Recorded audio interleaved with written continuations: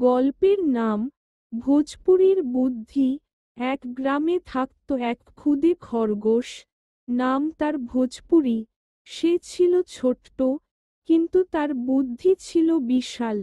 গ্রামের সব পশু তাকে খুব ভালোবাসত, কারণ সে সব সময় মজার গল্প বলতো আর সমস্যার সহজ সমাধান বের করত।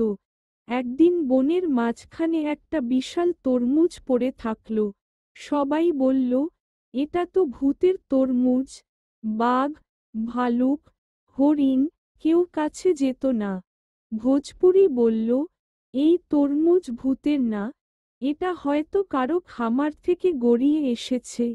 সে একটা কাঠি দিয়ে তরমুজে ঠোকাঠুকি করল, কিছুই হলো না। তারপর সে বলল, আমি এটা কেটে দেখি, যদি ভূত বের হয় তাহলে আমার কানে ধরব। সে ছোট একটা চাকু দিয়ে তরমুজ কেটে দিল। ভেতর থেকে কি বের হলো? লাল টকটকে মিষ্টি তরমুজ। সব পশু খুশিতে লাফিয়ে উঠল। তারা বলল, ভোজপুরি, তুই না থাকলে তো আমরা এই মজার তরমুজ কখনো খেতে পারতাম না। ভোজপুরি হাসল আর বলল, ভয় না পেয়ে আগে ভাবতে শেখো, তবেই মজা পাওয়া যাবে। সেই দিন থেকে সবাই ঠিক করল, কোনো কিছু দেখে ভয় না পেয়ে আগে বুদ্ধি খাটাবে।